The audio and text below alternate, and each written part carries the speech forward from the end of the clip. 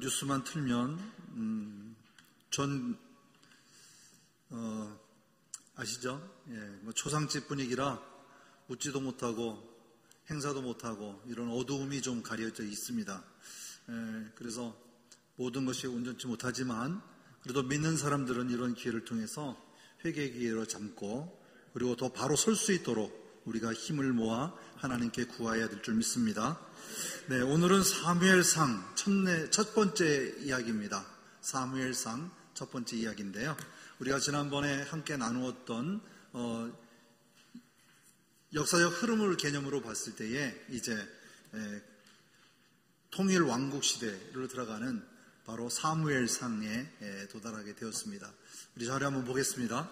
여러분 나눠준 자료를 보시면 통일 왕국 시대에서 사무엘상이라고 되어 있죠. 그렇죠? 그래서 이 사무엘상에 관한 내용들을 우리가 어디까지 왔는지 한번 보겠습니다. 먼저 창조 시대, 그죠? 창조 시대. 그 다음에 뭐죠? 족장 시대. 그죠? 창조 시대와 족장 시대를 기록한 것이 창세기라는 것을 알죠. 그 다음에 출애굽 광야 시대. 그래서 출애굽 애굽에서 나오는 것을 출애굽이라 하고, 그 다음에 광야 시대는 시내산에서부터 어디까지? 모압 평지까지 이르는 때까지를 우리는 민수기다 이렇게 얘기하고요. 그 다음에 가나안 정복 시대 여호수아서를 얘기하고 있죠. 그 다음에 사사 시대는 사사기, 그죠? 그 다음에 지난번에 보았던 룻기를 얘기합니다. 그 다음에 이제 통일 왕국 시대는 잘 아는 바와 같이 사무엘상, 사무엘하, 역대상, 역대하 이렇게 해서 11기까지 전파되어져 가죠. 그래서 통일 왕국 시대가 지나면 무슨가요? 분열 왕국 시대. 그래서 북이스라엘과 남유다로 분열되어지는 과정을 기록한 것이죠. 그래서 11기에 대한 내용들이 나오는 것이고요. 역대하 부분이 나오게 되어집니다. 그 다음에 분열되었으면 어떻게 하죠? 다시 포로로 끌려가는, 그죠? 일이 생기죠. 그래서 그거를 포로 시대라고 얘기합니다. 포로 시대. 그래서 포로 시대에 있었던 가서 포로 시대에서 적으면 포로로 끌려갔을 때 기록된 책들을 얘기하죠. 그래서 우리만 다니엘서, 에스겔, 느헤미야 모든 것들이 이런 관련들이 여기 들어가 있고, 그 다음에 포로로 된 것을 하나님께서 70년 만에 다시 예루살렘을 회복시키시죠. 그래서 돌아오는 것을 포로 귀환 시대다 이렇게 얘기합니다. 그래서 포로 귀환 시대. 그래서 이것이 구약으로 본 역사서의 전체 내용입니다. 그래서 구조로 보면 매니에가 역사서, 그 다음에 시가서, 선지서 이게 세 개의 구분으로 되어 있습니다. 그래서 역사서는 흐름을 따라가는 것, 시대적인 흐름을 따라가는 것을 우리는 역사서라고 얘기하는데, 그것은 창세기, 출애굽기, 민수기, 여호수아, 신명기가 없죠? 여호수아, 그 다음에 사사기, 그 다음에 나오는 게 뭘까요? 사무엘상, 사무엘하, 열왕기, 그죠? 열왕기상, 열왕기하 이렇게 이어지죠. 그래서 포로 시대에 들어가서는 귀환할 때 나오는 내용, 에스라, 그죠? 에스라, 느헤미야가 포로 귀환 시대에 쓰여졌던 것을 볼 수가 있습니다. 그러면 이 시가서는 그럼 어디에 포함되어 있을까요? 시가서는 바로 여기 보면 밑에 나와 있는 것들이 있죠? 레위기, 신명기, 룻기, 이거는 전부 다 시대가 흐르지 아니하는 동시대에 기록된 내용들이 포함되어 있다는 것을 볼 수가 있겠죠. 자, 그 다음에 시가서는 욥기인데 욥기는 어디에 있다고요? 족장 시대에 포함된 내용이기 때문에 시가서를 다룰 때 함께 나누도록 그렇게 하겠습니다. 그래서 시가서 하면 전도서, 잠언서, 가가서를 기록한 그 통일 왕국 시대에 솔로몬의 이야기와 그 다음에 편집되어 있는 다윗의 이야기와 여러 자손들에 대한 이야기가 찬양집이 들어있는 것이죠. 그래서 시편까지 포함된 것을 볼 수가 있습니다. 그 다음에 선지서는 어떨까요? 선지자가 나오는 시대죠. 그래서 이거는 뭐냐면 시대가 가장 악하고 힘들고 어려울 때 하나님께서 그들을 회개하도록, 그죠? 회개하고 경성하게 깨어있도록 선지자들을 보내주는 것이죠. 그래서 요나서죠. 요나서. 그래서 제가 표시가 잘 안 돼 있어서 붉은색의 테두리를 두른 것은 북이스라엘에 보낸 선지자입니다. 북이스라엘에. 그래서 아모스가 나오고, 그 다음에 뭐죠? 호세. 그 다음에 나오는 게 이사야. 그죠? 이사야가 나오고. 그래서 이러한 대제사장, 대선지서와 소선지서로 구분되어진다라는 것을 지난번에 말씀드렸습니다. 다시 한번 말씀드리지만 대선지서는 큰 선지자를 얘기하는 것이 아니라 장수가 많은 선지서를 대선지서로 하고 장수가 적은 것을 소선지서로 한다 하는 것은 우리가 상식적으로 이제는 알아야 되겠습니다. 자, 지리로 본 구약은 이와 같습니다. 우리가 지금까지 왔던 구약이 여호수아서를 지나서 사사기, 그 다음에 룻기, 그 다음에 이번에 오늘 하는 사무엘 상하가 여기에 포함되어 있습니다. 그렇죠? 그래서 여기까지 우리가 이제 시작을 하려고 합니다. 자, 그렇다면 여러분 잘 있는 자료 한번 하기 전에 우리 한번 기도 한번 하겠습니다. 사랑하는 주님, 같이 기도하겠습니다. 사랑하는 주님, 제가 읽을 이 성경이 하나님의 말씀임을 믿습니다. 성경의 내용이 이해가 되든지 안 되든지 나의 자발적인 머리로 이해하지 않고 그 내용 그대로 인정하고 받아들입니다. 성령님께서 조명해 주셔서 정확하고 깨끗고 말씀이 삶이 되는 하루를 살도록 도와주옵소서. 예수 그리스도의 이름으로 기도드립니다. 아멘. 이렇게 살기를 원하시죠? 예, 하나님 들어 응답해 믿습니다. 자, 사무엘상입니다.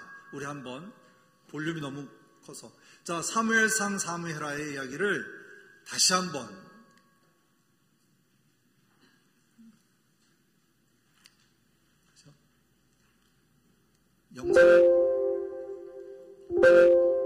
영상이 있음을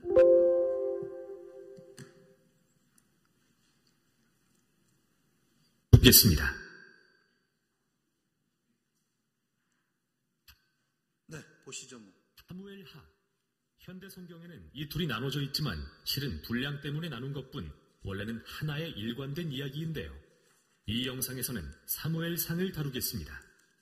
이스라엘은 이집트의 종살이에서 해방된 후 시내산에서 하나님과 언약을 맺고 마침내 약속의 땅으로 들어왔습니다.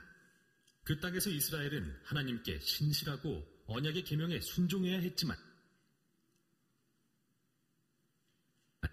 사무엘상 앞에 나오는 사사기에서 보듯 이스라엘은 완전히 실패하고 맙니다.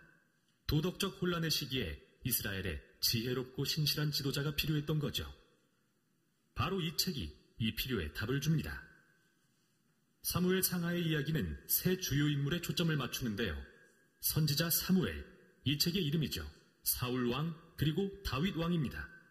이 세 명은 이스라엘을 사사들이 치리하던 지파들로부터 다윗 왕이 예루살렘에서 다스리는 통일 왕국으로 전환시킵니다. 이 책은 흥미로운 구성으로 세 명의 이야기를 네 부분에 걸쳐 엮어놓았습니다. 사무엘은 첫 부분의 핵심 인물로서 지도자 겸 선지자이고 이어지는 두 번째 부분, 사울 이야기에서도 중요한 역할을 맡습니다. 이 부분은 둘로 나뉘는데 처음은 사울의 집권과 실패, 다음은 그의 몰락과 비극적 죽음에 대한 이야기입니다. 그의 극적인 몰락은 다윗의 흥미진진한 집권 과정과 대조됩니다. 이후 다윗의 이야기도 둘로 나뉘는데요. 처음에 그는 성공가도를 달리지만 이후 치명적인 실패를 저질러 자기 집안과 왕국을 서서히 무너뜨리고 말죠. 그리고 책은 전체 이야기를 회고하며 끝을 맺습니다. 그럼 이야기 속으로 들어가 볼까요? 첫 부분은 혼란의 사사시대가 배경이고 감동적인 이야기의 주인공인 한나라는 여인을 소개합니다. 한나는 아이를 가질 수 없어 오래 슬퍼했는데 하나님의 은혜로 마침내 사무엘이라는 아들을 갖게 됩니다. 기쁨에 찬 한나는 이 장에서 놀라운 시로 노래합니다. 그녀의 시는 하나님이 어떻게 교만한 자를 낮추시고 겸손한 자를 높이시는지, 어떻게 비극과 인간의 악에도 불구하고 역사 속에서 자신의 목적을 이루시는지, 또 언젠가 자신의 백성을 위해 기름 부음 받은 왕을 세우실 일에 대해 노래합니다. 한나의 시가 서두에 배치된 이유는 이 핵심 주제들이 이야기 전체에 걸쳐 등장하기 때문이죠. 다음처럼요. 사무엘은 자라서 이스라엘 백성의 위대한 선지자 겸 지도자가 됩니다. 그 당시 최대의 적수였던 블레셋과의 결정적인 전투에서 이스라엘은 교만하여 기도로 하나님의 도움을 구하는 대신 언약궤가 마법처럼 승리를 줄 거라 믿고 그걸 들고 전쟁에 나갑니다. 이러한 교만한 생각 때문에 하나님은 이스라엘을 패하게 하시고 그들은 언약궤를 빼앗기고 말죠. 블레셋 사람들이 언약궤를 자신들의 신인 다곤 신전에 두자 이스라엘의 하나님은 블레셋과 다곤신을 군대가 아닌 전염병으로 물리치십니다. 질려버린 블레셋 사람들은 언약궤를 이스라엘로 돌려보냅니다. 이 짧은 이야기의 핵심은 이것입니다. 하나님은 이스라엘의 전리품이 아니시며 블레셋뿐 아니라 자기 백성의 교만도 낮추십니다. 이스라엘이 하나님의 언약의 복을 경험하고 싶다면 늘 겸손히 순종해야 하는 거죠. 다음은 긴 이야기입니다. 이스라엘 백성이 사무엘에게 말합니다. 우리도 다른 민족처럼 왕을 원한다. 우리에게 왕을 달라. 발끈한 사무엘이 하나님께 나아가 묻자 하나님은 그들의 동기는 잘못됐지만 그들이 왕을 원한다면 세워주라고 대답하십니다. 이렇게 해서 사울이 등장합니다. 사울은 전도 유망했으나 비극적인 인물입니다. 그는 키가 크고 잘생겼으며 왕이 되기에 완벽한 후보지만 심각한 성품의 결함을 갖고 있습니다. 부정직하고 청렴하지 않았으며 자기 실수를 인정할 줄 몰랐는데요. 그는 이런 결점들로 인해 결국 몰락합니다. 그는 초반에 일부 전투에서 승리했지만 마음속의 깊은 결함들은 그가 결국 하나님의 계명을 뻔뻔하게 어기고 왕의 자격을 잃게 만들죠. 늙은 사무엘은 이런 사울과 백성을 대하여 경고합니다. 하나님 앞에 겸손하며 신실한 왕만이 이스라엘에 유익하며 그렇지 않은 왕들은 멸망을 초래할 것이다. 그리고 사울에게는 하나님이 그를 대신해 새로운 왕을 세우실 거라고 알려줍니다. 그 후 사울의 몰락이 시작됩니다. 동시에 하나님은 새로운 왕을 세우려고 막후에서 일하고 계십니다. 보잘것없는 양치기 소년 다윗. 왕과는 가장 거리가 멀어 보이죠. 그러나 유명한 다윗과 골리앗 이야기에서 우리는 하나님이 다윗의 집안이 아닌 그의 순전하고 겸손한 믿음을 보고 택하셨다는 걸 알 수 있습니다. 이렇게 이 이야기는 한나의 시의 주제들과도 상통합니다. 교만한 사울과 골리앗은 낮추시고 겸손한 다윗은 높이시죠. 이때부터 사울은 서서히 미쳐가고 다윗은 권세를 얻기 시작합니다. 다윗은 사울의 군대장이 되어 싸우는 전투마다 승리하고 명성도 얻게 되죠. 그러자 사울은 질투심에 불타 다윗을 찾아내 죽이려고 쫓아다닙니다. 아무 잘못도 없는 다윗은 그저 광야로 도망다니며 기다릴 뿐이죠. 여기서 다윗의 진면목이 드러나는데요. 여러 번 사울을 죽일 기회가 있었지만 죽이지 않았고 사울의 악에도 불구하고 하나님이 자기 백성을 위해 왕을 세우실 것을 믿습니다. 또 흥미로운 점은 시편의 수많은 다윗의 시가 바로 이 시기에 그의 삶과 연관되어 있는데 한결같이 이러한 믿음을 표현하고 있다는 겁니다. 결국 이 부분은 사울이 블레셋 전투에서 패하고 처참하게 죽는 장면으로 끝납니다. 사무엘상은 성경에서 가장 복잡하면서도 정교한 이야기들을 들려줍니다. 사울과 다윗이라는 인물을 매우 현실적으로 묘사한 것도 그들을 일종의 인물 연구처럼 제시해 독자들이 그 안에서 자신을 발견하게 하려는 의도죠. 사울의 이야기는 우리에게 나의 성품의 결함이 나와 주변 사람들을 어떻게 해야 하는지 돌아봐야 한다고 경고합니다. 우리는 하나님의 도우심을 받아 겸손히 나의 어두운 면을 다루어 사울처럼 되지 않아야 할 것입니다. 다윗은 반대로 인내하며 하나님의 시간을 기다린 본보기로 묘사됩니다. 그는 광야에서 사울에게 쫓겨 도망다니는 중에 하나님이 자기를 버리셨다고 생각할 이유가 충분했지만 그러지 않았죠. 우리는 다윗의 이야기를 통해 하나님은 인간의 악에도 불구하고 교만한 자를 낮추고 겸손한 자를 높여 자신의 목적을 이루시는 분임을 신뢰하게 됩니다. 여기까지가 사무엘상입니다. 잘 보셨죠? 오히려 영상만 계속 보면 좋겠죠? 네, 집중도가 좋아서 다른 영상도 함께 볼까? 네, 될 수 있으면 많이 보는 걸로 하겠습니다. 지금 우리 함께 나눴던 이 요약은 사무엘상과 사무엘 하잖아요. 그죠? 근데 지금 우리는 70인경 번역에서만 두 개로 나눈 것 뿐이에요. 원래 히브리어 정에는 한 권입니다. 한 권. 사무엘서가 한 권입니다. 그래서 우리가 편의를 위해서 두 권으로 나눠서 그래서 사무엘상의 이야기죠. 자, 그렇다면 사무엘서를 여는 열쇠가 있는데 그 구절이 뭘까요? 한번 찾아보았더니 사무엘상 2장 30절에 있는 말씀입니다. 우리 한번 소리내서 한번 읽어볼까요? 시작! 그러므로 이스라엘의 하나님 나 여호와가 말하노라. 내가 전에 내 집과 내 조상의 집이 내 앞에 영원히 행하리라 하였으나 이제 나 여호와가 말하노라. 결단코 그렇게 하지 아니하리라. 나를 존중히 여기는 자를 내가 존중히 여기고 나를 멸시하는 자를 내가 경멸하리라. 열세, 사무엘서를 이해하는 데 도움이 되는 거죠. 그죠? 이게 뭘까요? 처음에는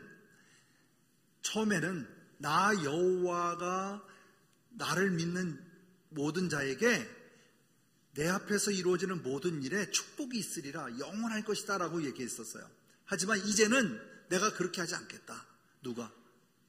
여호와께서. 그죠? 하나님께서 그렇게 말씀하십니다. 나를 존중히 여기는 자를 존중히 여기고 나를 멸시하는 자는 내가 경멸하겠다라고 하는 이 말씀 우리가 기억해야 할 것입니다. 그래서 2장에 나오는 이 말씀의 내용은 한나의 노래에 포함이 되어 있기도 해요. 그 이후 내용이 마지막에 보면. 그래서 우리가 이 사무엘서를 알아보는 데 있어서 가장 중요한 구절이었음을 우리가 다시 한번 살펴보게 됩니다. 자, 그렇다면 이 배경은 무엇일까 하는 거예요. 첫째, 40년 동안은 사울왕이 집권합니다. 그리고 나머지 40년은 누가 집권할까요? 다윗왕이 집권합니다. 그래서 우리는 120년 사이 얘기하는데 사울이 40년, 다윗이 40년, 그 다음에 누구죠? 솔로몬 왕이 40년. 그래서 120년입니다. 왕권의 형성이. 그래서 120년을 사는데 이거는 뭐냐 하면 40년 동안 광야 세월의 이야기죠. 그죠? 그리고 여호수아서는 5년간의 정복전쟁에 관련된 내용이었어요. 그렇죠? 그렇다면 이전에 시대는 사사시대인데 사사시대가 몇 년일까요? 300년의 시대를 지나가게 돼요. 그렇다면 오늘 이 사무엘서의 배경은 뭘까요? 바로 왕정시대를 시작하는 500년의 시작이다 하는 기점으로 우리가 살펴볼 수가 있다는 것이죠. 그렇다면 사무엘서의 특징은 무엇일까요? 바로 여기 말씀드린 대로 70인역을 통해서 사무엘상과 사무엘을 분리시켰는데 이것은 1장 1절, 사사기 1장 1절 성경 넘어갈 때마다 챕터마다 1장 1절을 중시 여겨라, 1장을 중시 여겨라 했던 말 기억하시죠? 그래서 사사기의 1장 1절은 여호수아가 죽은 후에로 시작이 돼요. 그렇죠? 그러면 사무엘상 1장 1절은 뭘까요? 에브라임 산지에서라고 시작이 되어져요. 에브라임 산지에서부터 시작되어지고 오히려 또 사무엘하 1장 1절은 사울이 죽은 후에, 그래서 시대를 나누고 있는 걸 볼 수 있어요. 그래서 여기는 사무엘상은 어느 부분이냐면 다른 거는 여호수아가 죽고 사울이 죽고 이렇게 표현하지만 사무엘상 1장 1절은 에브라임 산지에서 시작되는 얘기를 함으로써 사사기가 계속 연장하고 있다 하는 내용을 살펴볼 수 있어요. 그래서 이 말은 뭐냐면 사무엘은 마지막 사사이면서 첫 예언자, 선지자가 되는 거예요. 이해되시죠? 마지막 사사가 누구라고요? 사무엘이라는 거예요. 삼손으로 끝나지 않고 바로 마지막 선지자, 즉 에브라임 지파의 마지막 사사가 누구? 바로 지금 우리가 얘기하는 사무엘이라는 것을 얘기할 수 있습니다. 그래서 사무엘 하는 역할은 뭐냐? 왕을 세우기도 하고, 다시 말하면 왕에게 기름 붓기도 하고, 또 왕을 하야시키는, 내리기도 하는 것을, 그 역할을 감당하는 것이 바로 사무엘의 일대기에 나온다 하는 것을 살펴볼 수 있습니다.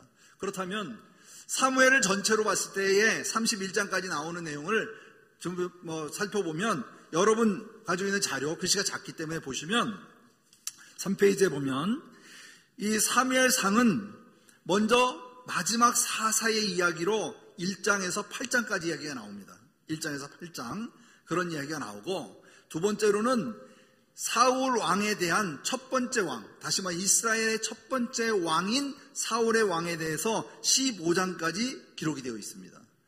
그 다음에 나오는 것이 뭘까요? 다윗입니다. 후계자로서의 기름을 부음받고, 그로 인하여 사울보다 다윗의 지명도가 더욱더 높아지니까 시기와 질투를 속에서 다윗을 죽이려 하죠. 그래서 다윗이 도망다니는 이야기들.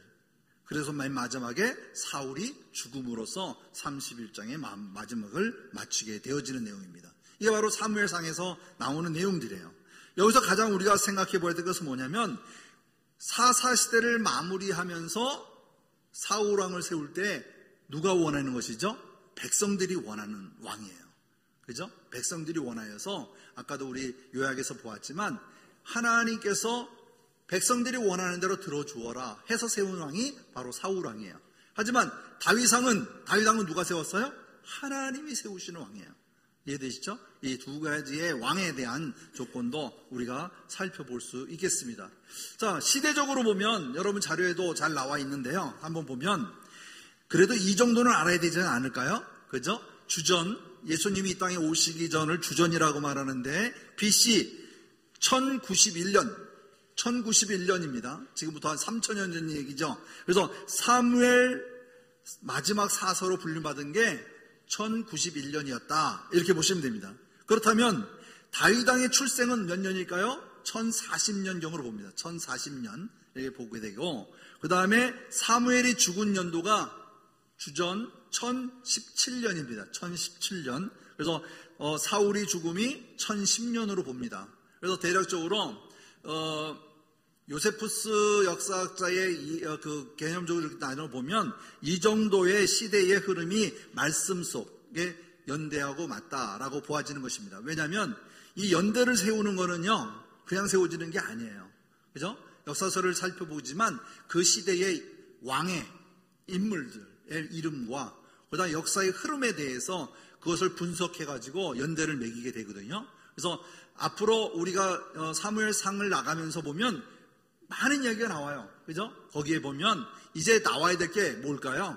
이제 역대상의 이야기도 나오게 되고 시편도 나오게 돼요. 왜? 아까 얘기 나왔죠.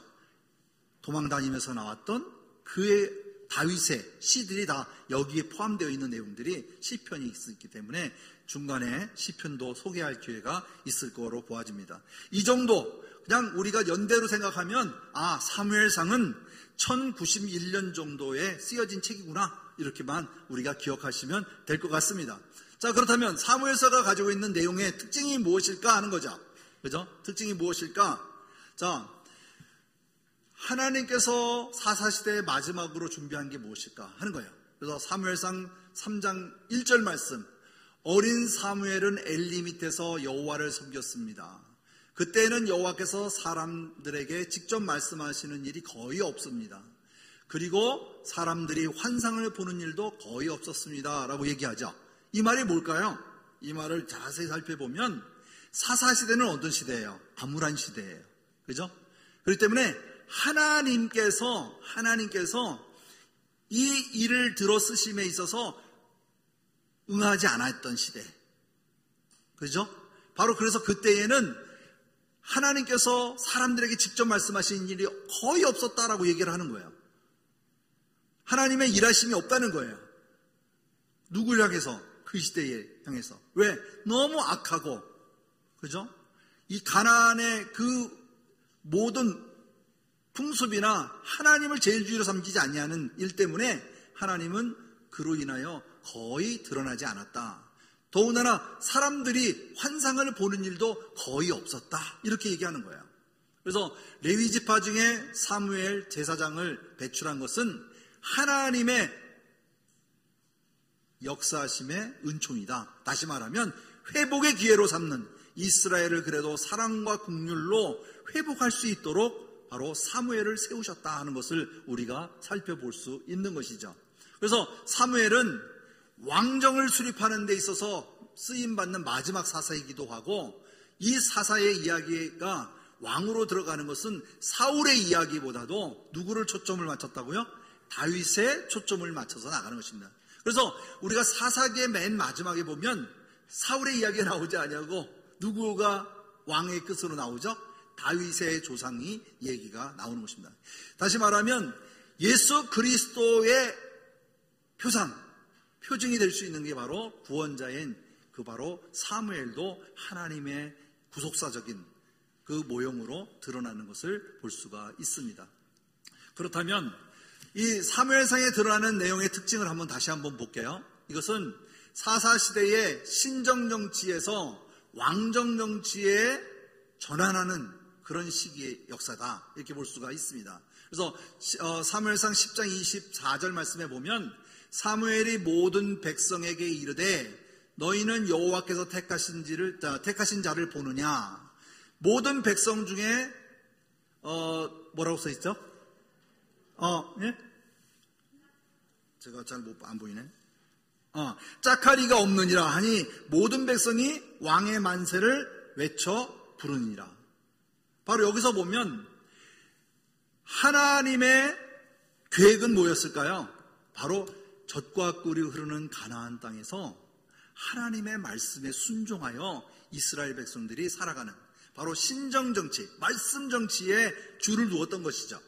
하지만 이들이 그 속에서 가나안 풍속에 흡수되어 버리고 하나님의 뜻에 합당한 삶을 못 살다 보니까 그로 인하여 그들은 어떻게 됐어요? 가서 계속적으로 타락해지고 또 회개하지만 다시 또 그 죄를 범하게 되어지고 이러한 때를 보내게 된 것이죠.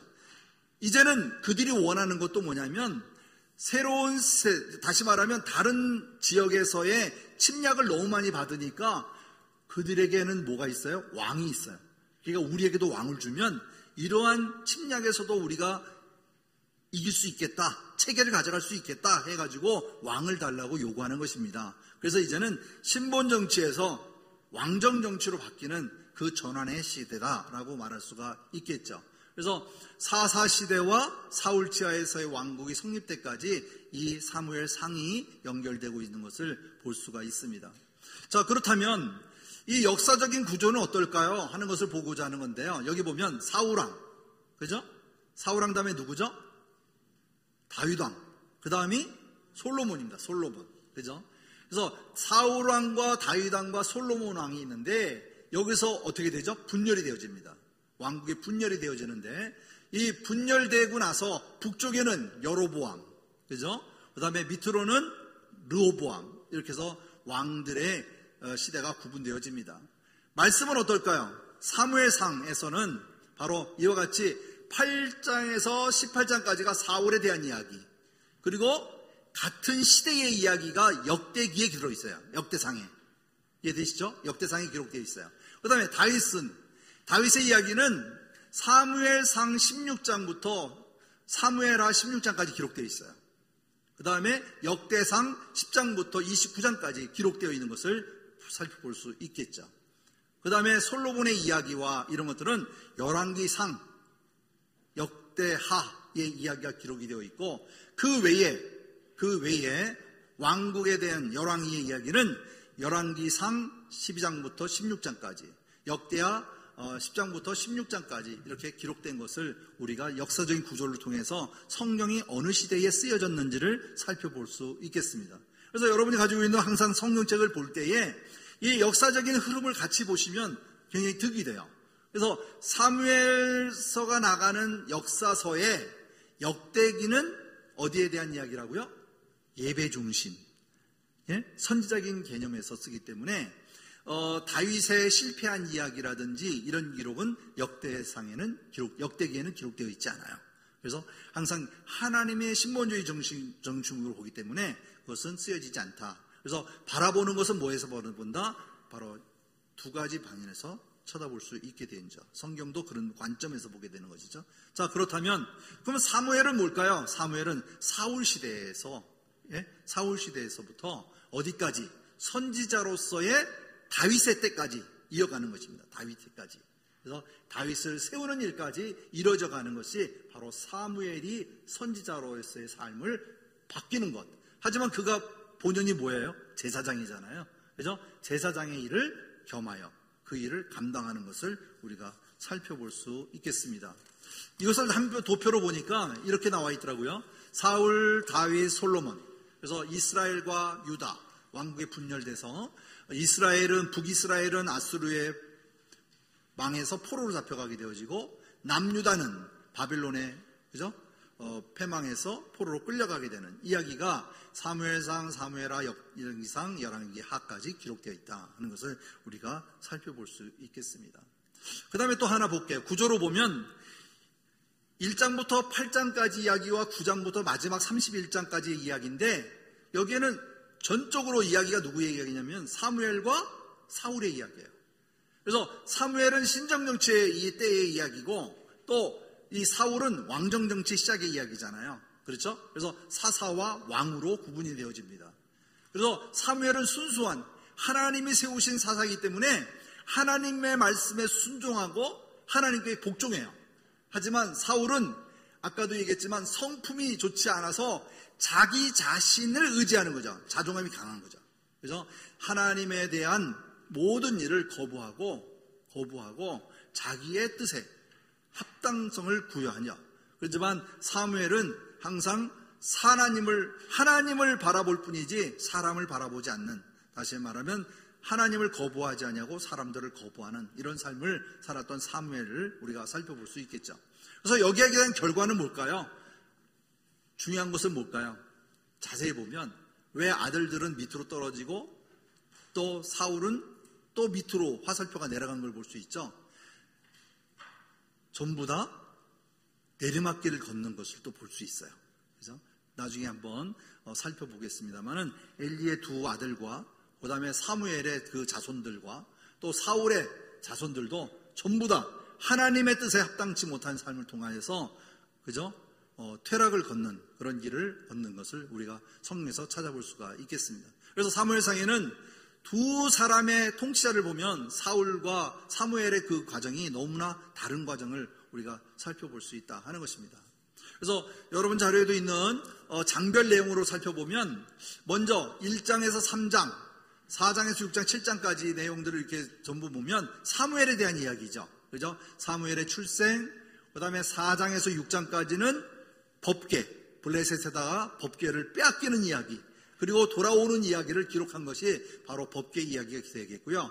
7장에는 사무엘의 통치와 미스바의 집회, 에벤에셀의 그 의미가 부여되어지는 바로 사무엘의 통치 과정이 기록되어 있는 것을 볼 수 있습니다. 그 다음에 8장에는 드디어 이스라엘 백성들이 왕을 요구하게 되어지고, 그로 인하여서 사울이 왕으로 등극하는 과정, 그리고 사울왕이 폐위되는 과정이 기록되어 있고요. 그 다음에 다윗왕이 등장하는데 다윗왕이 16장에 기름을 부음받게 되어지고 17장에는 우리 모두 잘 아는 대로 골리앗과 싸워 승리하는 이런 이야기가 17장에 기록이 되어 있습니다. 그 다음에 18장에서 20장에 보면 다윗의 고난의 시기가 이제 오게 되어지죠. 그 다음에 블레셋에 망명해서 그 시도했다가 실패한 이야기, 그 다음에 쫓기는 이야기, 그리고 블레셋에 망명한 다윗의 이야기가 기록되어지고, 그로 인하여서 맨 마지막에 사울이 죽음으로써 바로 사무엘상이 맞춰진다 하는 것을 우리가 전체적인 흐름의 맥락에서 보시면 성경을 읽는 데 큰 도움이 될 것 같습니다. 사사시대의 마지막 그 1장에서 7장까지는 사무엘이 있었던 시대는 사사시대라고 그랬잖아요. 그때 이야기죠. 그래서 이와 같이 사람들이 자기의 소견대로 행하던 영적으로, 도덕적으로 어둠이 깊었던 시기였음을 우리가 그림을 통해서도 메말른 것을 볼 수가 있죠. 그래서 3장 1절 말씀에 보면 아이 사무엘이 엘리 앞에서 여호와를 섬길 때에는 여호와의 말씀이 희귀하여 이상이 흔히 보이지 않았더라. 개역 개정에 있는 말씀이죠. 아까 거는 쉬운 성경의 이야기고, 그러다 보니까 사무엘이 여호와를 섬길 때에 여호와의 말씀이 희귀하게 들릴 정도의 그러한 관계였다는 것을 우리가 볼 수 있죠. 자, 그렇다면 지금부터 이제 한나의 이야기를 해야 하는데요. 이 말씀 속에서 우리가 한번 이전에 살펴보아야 될 게 있습니다. 왜냐하면 여기 자료에서는 이 자료에 충실하느라고 빼놨나 본데요. 자, 보면 사무엘상은요 1장부터 8장까지 쭉 이어지잖아요. 그죠? 7장까지 내용상에서 보면 사무엘의 일대기라고 보시면 돼요. 사무엘의 일대기. 왜 사무엘의 일대기냐? 1장은 출생의 비밀에 대해서 얘기해요. 출생에 관련된 내용이. 그 다음에 한나의 시가 들어가 있어요. 그죠? 그 다음에 3장에 가면 유년기의 얘기가 들어가 있어요. 그 다음에 4장에 가면 소년기의 이야기가 들어가 있어요. 그래서 각 장마다 사무엘에 대한 관련된 이야기들이 기록하고 있어요. 그래서 3장에서 5장까지 내용이 나오는데 갑자기 하나님 앞에 여호와의 전에 들어가서 하나님에게 음성을 듣는 그때를 12살 때거든요. 12살 때. 그리고 제사에 이제 다시 말하면 사사로서의 들림을 받았을 때의 나이가 30세예요. 그래서 갑자기 3장에서 5장에서 6장으로 넘어갈 때는 18년이라고 하는 세월을 함축시켜서 넘어가 버려요. 그러니까 어린아이에서 성장한 장성한 자로 바뀌는 거죠. 사사로. 그러니까 여러분이 성경을 읽을 때 시대적인 감각을 좀 더 익힌다면 성경 보는데 좀 더 도움이 되지 않을까 생각이 되집니다. 다음 주에는 정리해서 다시 한번 드리도록 할게요. 자, 그렇다면 오늘은 한나의 이야기를 시작으로 해서 마무리를 좀 하려고 합니다. 한나의 이야기. 한나는 어떤 관계일까요? 한나는 첫 번째 이야기입니다. 왜냐하면 이렇게 시작되죠. 한나는 아이를 갖지 못하는 여인이었어요. 그죠? 이것은 단적으로 한 여인의 잉태하지 못하는 아픔이 있지만 이 이야기는 결국 뭐냐면 사사시대의 어두운 과정을 얘기하고 있어요. 하나님의 개입이 없는 바로 이 관계를 얘기하고 있다는 것을 살펴볼 수 있습니다. 그래서 이 한나가 등장하는 인물 속에서 보면 브린나라고 하는 관계의 성경이 나와요. 그죠? 그래서 다시 말하면 이 자가 이거죠. 한나가 시작의 부분부터 어떻게 보면 이렇게 보면 나오죠. 에브라임 산지에 라마다 소임에 에브라임 사람 엘가나라고 하는 사람이 있었으니 그는 여로함의 아들이요 엘리우의 손자요 도우의 증손이요 숲의 현손이었더라. 그에게 두 아내가 있었으니 한 사람은 한나요 한 사람은 브린나라. 브린나에게는 자식이 있고 한나에게는 자식이 없더라. 그죠? 바로 이거예요. 그 다음에 매년 자기 성읍에 나가서 실로로 올라가서 여호와의 만군의 여호와께 예배하며 제사를 드렸는데 엘리의 두 아들 홈리와 비느하스가 여호와의 제사장으로 거기에 있었더라. 다시 말하면 엘리하고 그 아들들이 그 시에 실로에 있는 제사장으로 있었을 때 이야기다 보니까 아물었던 그 시대를 얘기하고 있어요. 배경상으로 그들의 행위를 보면. 그래서 이가 항상 나가서 제사를 드리고 또 하나님 앞에 누구를 달라고 자녀를 달라고 구하는 내용이 여기에 들어있는 거예요. 그래서 5절의 말씀에 보면 한날에게는 갑절을 주시니 이는 그를 사랑함이라. 그러나 여호와께서 그에게 임신하지 못하게 하셨어요. 그죠? 임신을 하고 못하는 건 누구에게 달려있다? 바로 여호와께 있음을 말하고 있는 것이죠. 그래서 여호와께서 그에게 임신하지 못하게 하심으로 그의 적수인 누구요? 브린나가 그를 심히 격분하여 그를 괴롭혔다. 이렇게 나오죠. 자, 이스라엘의 역사서에 보면 야곱의 12아들을 얻을 때에도 시기와 질투로 인하여 그죠? 자녀들을 얻게 되어지는 일이에요. 근데 여기도 마찬가지. 브린나는 자녀를 먼저 얻었지만 결국은 불행한 자가 되어지고, 그리고 한나는 자녀가 없었지만 하나님 앞에 구함으로 복을 받는 회복의 기회를 삼는 이런 시대적인 배경을 갖고 있다.